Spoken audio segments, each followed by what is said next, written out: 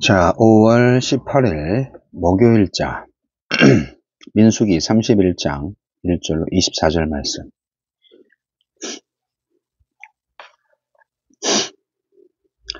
여호와께서 모세에게 말씀하여 이르시되 이스라엘 자손의 원수를 미디안에게 갚으라.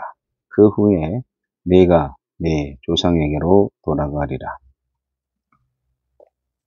모세가 백성에게 말하여 이르되 너와 함께 있는 사람들 가운데서 전쟁에 나갈 사람들을 무장시키고 미디안을 치러 보내어 여호와의 원수를 갚되 이스라엘 모든 지파에게 각 지파에서 1000명씩을 전쟁에 보낼지니라 하매 각 지파에서 1000명씩 이스라엘 100만 명 중에서 12,000명을 택하여 무장을 시킨지라.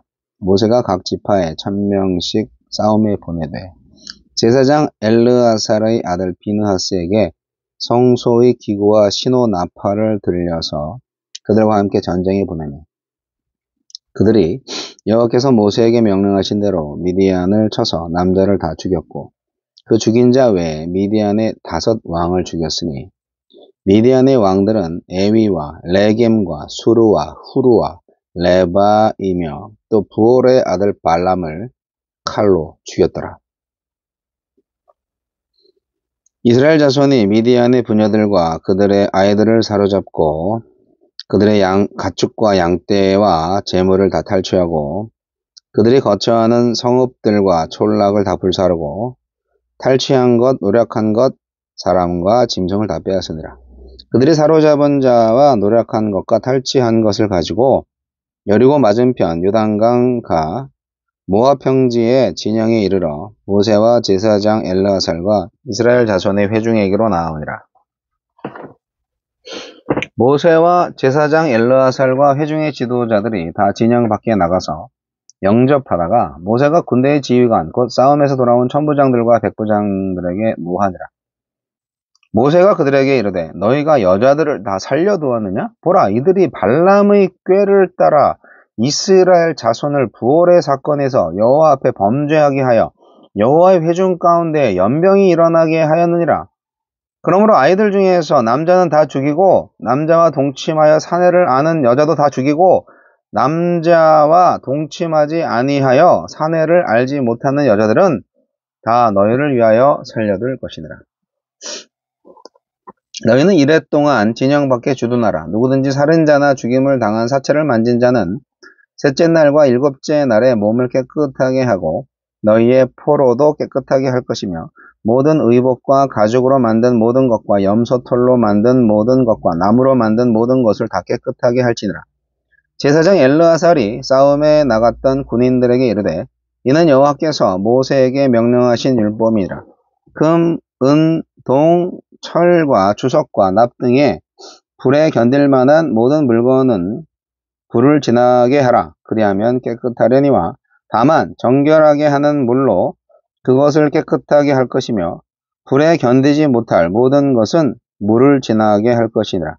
너희는 7째 날에 옷을 빨아서 깨끗하게 한 후에 진영에 들어올지니라.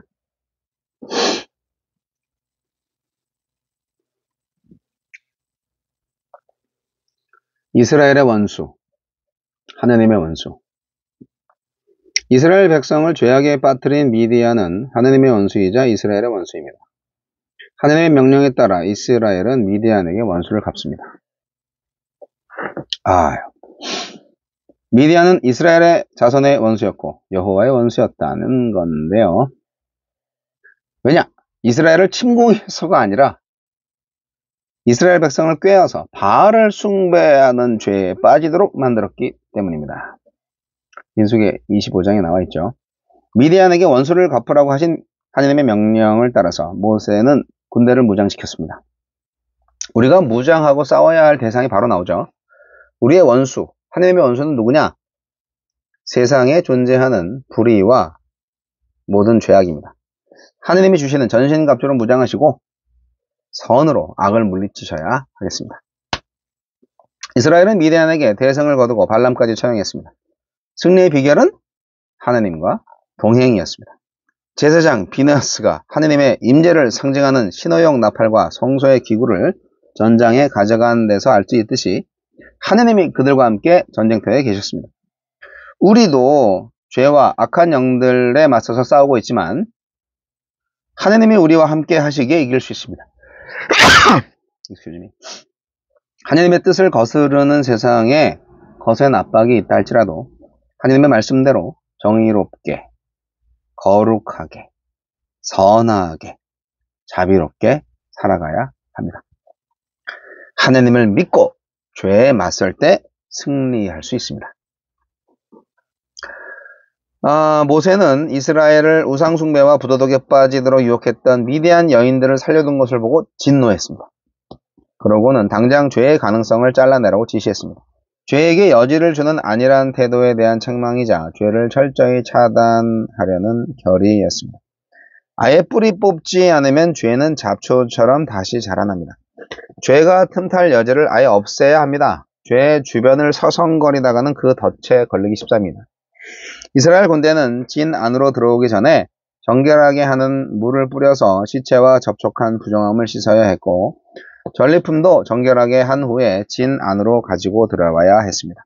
부정함으로부터 공동체의 성결함을 지키기 위해서였습니다. 우리는 세상 속에 살고 있지만 공동체 안에 부정한 것, 세상에 음란하고 거짓된 것이 들어오지 못하도록 지켜야 합니다. 주여, 죄에 물들지 않고 죄악을 몰아내는 교회가 되게 하소서.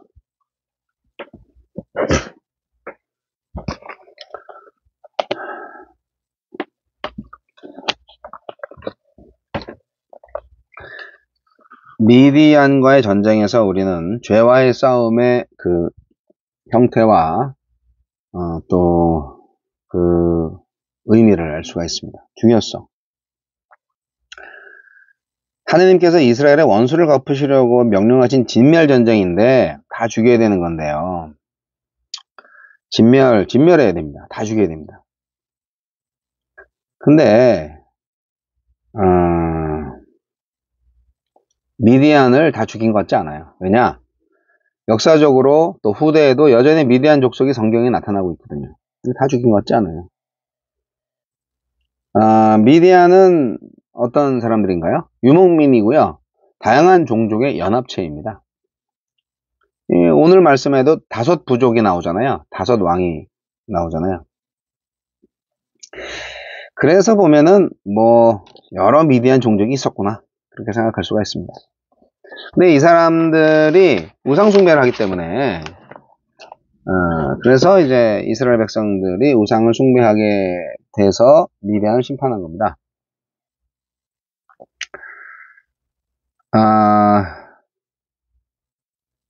바알볼의 참사를 겪게 한 미디안을 향해서 하느님께서 심판하실 때가 된 거죠.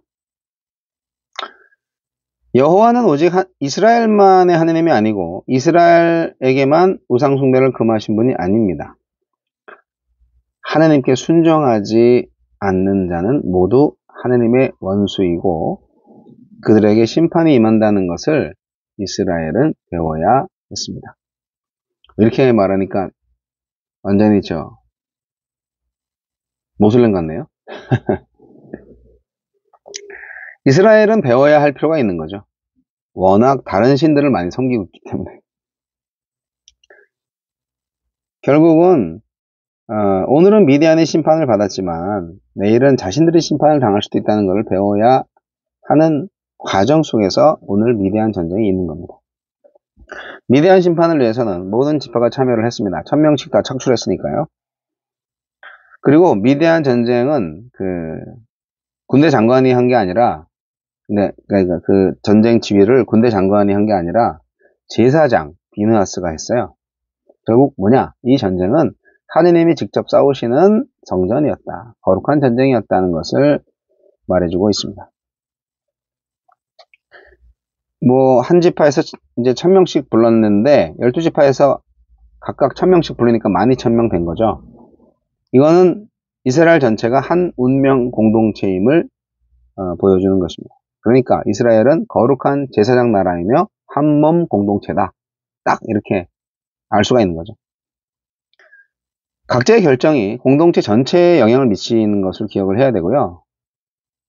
지체의 영적 전투에 대한 책임이 공동체 전체에 있다는 것을 이스라엘은 알아야 했던 겁니다. 이스라엘은 철저히 순종했고요. 그렇게 미디안 전사들 다 죽이고 전리품을 가지고 옵니다. 미디안 왕들도 다 죽이고.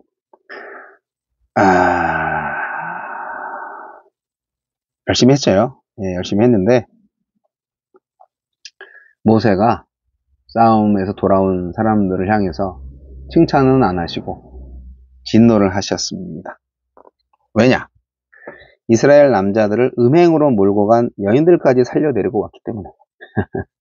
다 죽였어야 되는데. 네. 음행에 연루되지 않은 여자아이들 빼고 남자 아이들까지도 다 죽이라고 했습니다. 좀 잔인하죠. 하지만 죄는 씨앗도 남겨놓으시면 안 됩니다. 죄를 하느님이 정말 싫어하신다는 것을 배워야 하겠습니다.